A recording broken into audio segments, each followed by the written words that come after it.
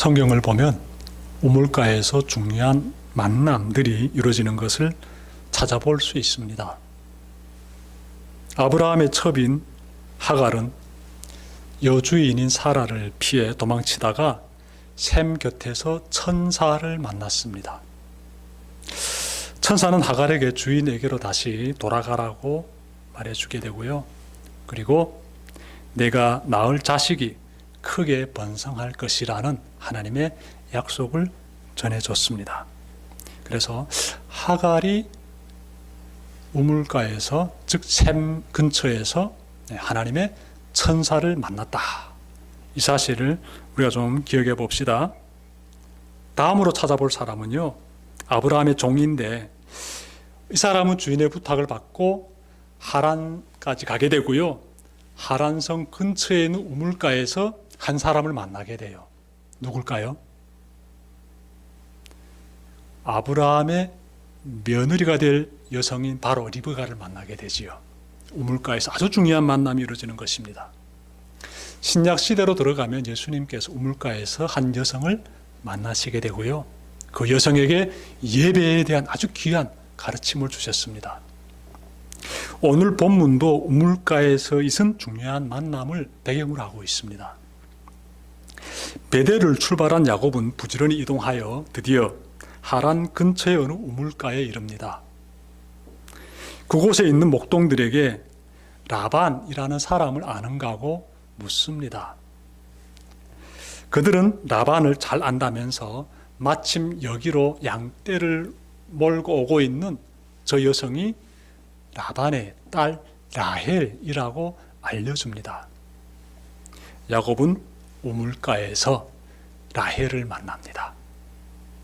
야곱은 그녀에게 나는 당신의 고모아들이라고 말해주고요. 깜짝 놀란 라헬은 집으로 달려가서 아버지에게 이 사실을 알려줍니다. 라반은, 즉 야곱에게는 외삼촌 되지요. 이 라반은 야곱을 이렇게 따뜻이 맞아들이고요. 야곱은 외삼촌에게 자신이 지금까지 겪었던 일들을 다 말합니다. 아마 형이 받아야 할 복을 가로챈 일과 그 일 때문에 이곳으로 피신 오게 되었음을 말했을 것입니다. 라반은 야곱이 자신의 집에 머물도록 배려해 줍니다. 야곱은 한 달간 머물면서 외삼촌의 양들을 돌봅니다. 자, 그러던 어느 날 외삼촌은 야곱에게 앞으로 내가 한 일에 대한 보수를 주겠다고 말합니다. 이에 야곱은 놀라운 제안을 합니다.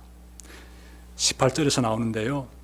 제가 7년 동안 외삼촌 일을 해드릴 터이니 그때 가서 외삼촌의 작은 딸 라헬과 결혼하게 해주십시오. 7년 동안 일해드리겠으니 외삼촌의 딸 라헬과 결혼하게 해달라는 것이지요.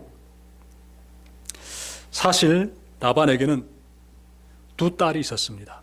두 딸. 큰 딸은 레아이고 둘째 딸이 라헬입니다. 그런데 큰 딸보다 둘째 딸이 매우 예뻤습니다. 야곱은 외삼촌의 큰 딸보다는 그 둘째 딸, 그 라헬을 사모하고 있었어요. 굉장히 사모하고 있었어요. 야곱이 라헬을 얼마나 마음에 들어 했는지는 그가 라헬을 위해 한두 해도 아니고 무려 7년이나 일해주겠다고 약속하는 것만 봐도 알 수 있습니다. 성경에서 숫자 7은 하나님의 수입니다. 하나님의 수. 하나님께서 세상을 여세 동안 창조하시고 제7일에 안식하셨습니다. 제7일에. 그만큼 숫자 7은 하나님의 완전하심을 나타내고 있습니다. 야곱이 라헬을 위해 숫자 7을 사용하여 7년을 일하겠다고 약속하는 것은 그 정도로 라헬은 자기 마음에 꼭 드는 여성이었던 것입니다. 라헬에 대한 야곱의 사랑은 진심이었어요. 하여 그는 그 후 7년을 단 며칠같이 그렇게 느끼면서 라반을 위해 일했습니다. 드디어 7년이 되고 라반은 약속대로 야곱과 라헬을 위한 결혼식을 엽니다. 자, 그런데 결혼식 첫날 밤 라반은 라헬이 아닌 큰딸 레아를 야곱의 침실에 들여보냅니다. 야곱은 어두운 방에 들어온 신부를 라헬로 생각하고 동침합니다. 다음 날 아침 야곱은 라반이 자신을 속이고 라헬이 아닌 큰딸 레아를 방에 들여보냈음을 알게 됩니다. 야곱의 심정이 어땠겠습니까? 그는 장인 어른인 라반에게 찾아가 어찌 된 일인가 고 물었으며 라반은 이렇게 답변합니다. 제가 25절 찾아 읽겠습니다. 여기에서는 야곱이 외삼촌에게 하는 질문이 나오지요. 야곱이 아침에 보니 레아라 라반에게 이르되 외삼촌이 어찌하여 내게 이같이 행하셨나이까? 내가 라헬을 위하여 외삼촌을 섬기지 아니하였나이까? 외삼촌이 나를 속이심은 어찌 됨이니까? 야곱의 질문이에요. 자, 외삼촌 답변해야 됩니다. 26절부터 27절 제가 받들겠습니다. 라반이 이르되 언니보다 아우를 먼저 주는 것은 우리 지방에서 하지 아니하는 바이라. 27절 이를 위하여 7일을 채우라. 우리가 그도 내게 주리니 내가 또 나를 7년 동안 섬길지니라. 야곱은 외삼촌에게 사기당했음을 알게 됩니다. 라반은 야곱이 라헬을 얼마나 사랑하는지를 누구보다 잘 알고 있습니다. 야곱이 라헬을 깊이 사랑하는 것은 온 집안 식솔은 물론이거니와 그 마을 사람들도 다 알고 있었을 것입니다. 그런데 라반은 결혼식 밤에 야곱이 사랑하는 라헬이 아닌 레아를 신혼방에 들여보냄으로써 야곱과 맺은 약속을 의도적으로 파기했습니다. 라반은 언니보다 아우를 먼저 결혼시키면 안 된다는 지역의 풍속을 근거로 들지만 만약 그렇다면 7년이라는 시간이 흐르는 사이에 레아를 먼저 시집 보냈어야 합니다. 그는 의도적으로 레아를 시집 보내지 않고 데리고 있다가 야곱과 동침하게 했습니다. 이렇게 하면 야곱이 부득이 라헬을 아내로 삼기 위해 다시 7년을 일하게 될 것이라고 내다본 것입니다. 라반이 이런 계획을 세우게 된 이유가 있습니다. 그것은 야곱이 온 뒤로 목축업이 번성하기 시작했기 때문이에요.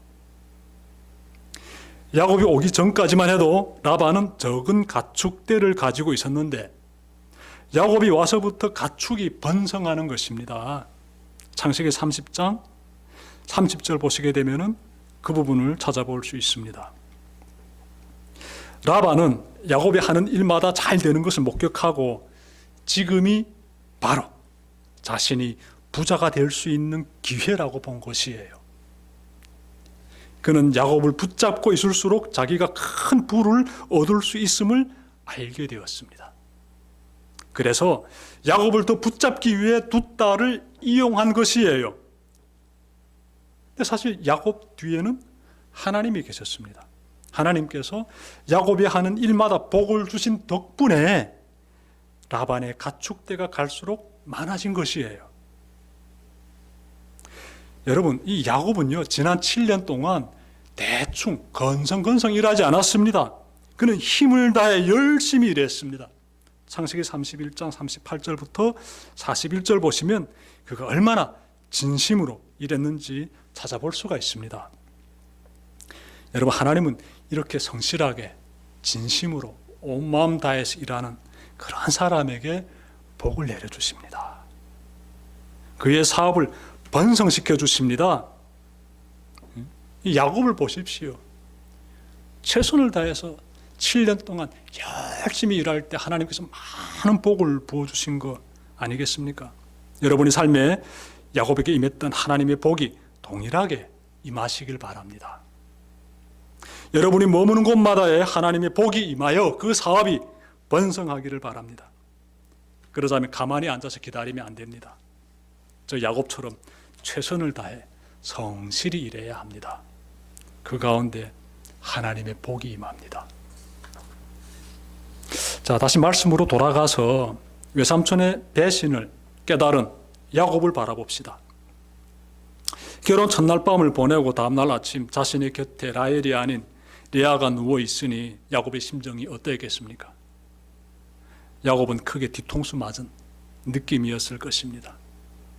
속담에 심은 대로 거둔다 라고 하는데 이 속담 볼 때마다 야곱이 떠오르게 되지요. 심은 대로 거둔다. 그는 아버지를 속인 자인데, 아버지를 속인 자인데 장인 어른에게서 지금 제대로 당하고 있습니다. 야곱은 그때 자신이 아버지의 집에서 저지른 죄의 심각성을 다시금 떠올렸을 것입니다. 자신의 기만과 사기로 인하여 아버지와 형의 마음이 어떠했을지를 느꼈을 것입니다. 그리고 이 모든 것이 라반을 통해 자신의 부끄러운 과거를 떠올리게 하시고 죄의 심각성을 깊이 느끼게 하시는 하나님의 채찍임을 깨달았을 것입니다. 야곱은 이곳에서 나를 다듬어 가시는 그 하나님을 경험합니다. 그리하였기에 외삼촌이자 장인 어른인 라반에게 화를 내고 대들지 않고 있습니다. 그는 이 모든 상황을 그대로 수용합니다. 그는 라반의 요구를 다 들어줍니다. 이제부터 다시 7년 동안 라헬을 위해 일하기로 합니다. 구체적으로 말씀드리면 결혼식 후 7일이 지난 뒤에 야곱은 라헬을 아내로 맞아들입니다. 그리고 이때부터 7년 동안 라반을 위해 다시 일을 시작하게 됩니다. 여러분, 오늘 말씀을 기억하며 인생이 내 뜻대로 흘러가지 않고 꼬이고 엉망진창처럼 느낄 때마다 야곱을 좀 떠올려 봅시다. 야곱을. 그리고 두 가지를 기억합시다. 우선 지금의 시련이 나의 잘못을 이렇게 떠올리게 해주는 그러한 시련임을 좀 생각해 봅시다. 나의 잘못 때문에 내가 지금 이러한 시련에 직면했다라는 사실 좀 찾아봅시다. 우리가 지금의 시련이 나의 잘못된 행실을 바로잡아 가시는 하나님의 채찍임을 깨달아 봅시다. 물론 욥처럼 의로운 사람에게 임하는 시련도 있습니다만 대부분의 시련은 자신이 저지른 죄 때문에 일어난 시련이지요. 여러분, 성경 보십시오. 최초의 인류인 아담과 하와는요, 하나님이 먹지 말라고 하신 선악과를 먹음으로써 에덴 동산에서 쫓겨나는 엄청난 시련을 겪어야만 했습니다. 엘리사의 종 게하시를 보십시오. 거짓말을 하고 재물을 손에 놓은 대가로 나병에 걸렸습니다. 나병에 걸렸어요. 한 사람은 더 찾아볼까요? 다윗은 부하의 아내와 간통하고 그리고 그 부하를 죽음으로 내몬 결과 엄청난 시련을 겪었습니다. 우선 갓 태어난 아들을 잃었으며 자식들 사이에 일어난 성폭행과 살인에 이어 아들의 반란으로 말할 수 없는 시련을 겪어야 했습니다. 여러분, 자신이 저지른 죄 때문에 찾아온 시련은 야곱이 피해갈 수 없었던 것처럼 우리도 마찬가지입니다. 우리도 피해갈 수 없어요. 나의 죄로 인한 시련은 우리가 피해갈 수가 없습니다. 우리도 거짓과 탐욕을 쫓아 살면 하나님의 그 시련이라는 그 채찍을 받게 됩니다. 그러므로 나의 삶에 하나님의 채찍이 임했다면 어서 속히 회개하고 하나님이 기뻐하시는 선하고 그리고 의로운 삶을 꼭 시작하셔야 합니다. 내 인생에 고통이 닥쳤을 때 다음으로 깨달아야 할 것은 직면한 상황을 수용하는 자세입니다. 야곱 보십시오. 라반이 야곱에게 라헬을 위해 다시 7년을 일해야 한다고 하자 그대로 받아들입니다. 당시 야곱의 나이는 84세로 추정됩니다. 그러니 결코 젊은 나이가 아닙니다. 이제는 장막의 자리를 잡고 편하게 살아야 할 나이인데 이제부터 7년을 더 광야에서 정말 수고롭게 일하면서 살아야 합니다. 방목해야 해요. 결코 이것은 만만치 않은 시련이지요. 하지만 그는 라헬을 향한 사랑의 힘으로 그 기간을 잘 이겨냅니다. 묵묵히 자신이 처한 상황을 수용하는 그러한 야곱의 모습이 참 멋있게 돋보입니다. 무엇이 그를 이렇게 변화시켰을까요?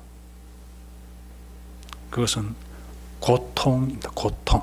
20세기 탁월한 지성인이었던 아브라함 헬셀의 책 예언자들의 이런 말이 나옵니다.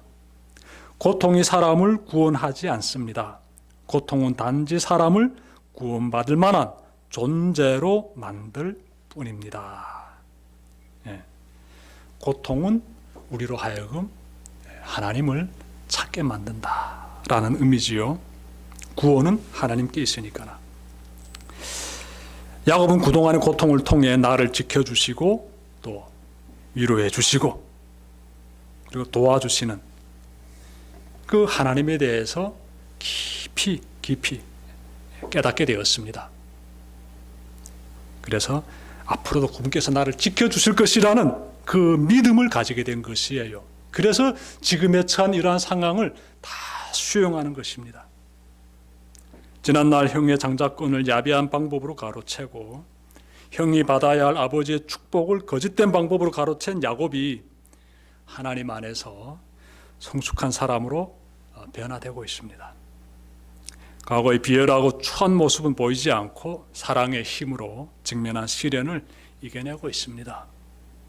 거짓되고 비열한 라반과 대조되는 모습을 보여주고 있습니다. 고통 가운데서도 주님을 바라보는 믿음의 사람으로 거듭나고 있습니다. 야곱의 모습이에요. 이제 야곱은 하나님은 자신의 할아버지인 아브라함의 하나님 그리고 자신의 아버지인 이삭의 하나님만 되시는 것이 아니라 나의 하나님도 되심을 경험하게 됩니다. 그는 나와 함께 하신 하나님을 날마다 경험하고 있습니다. 내가 하는 일마다에서 복을 주시는 하나님을 경험하고 있기에 지금의 시련도 기꺼이 수용하며 더욱 하나님을 의지하는 믿음의 삶을 이어가는 것입니다. 여러분의 삶도 이와 같기를 바랍니다. 기도드립시다.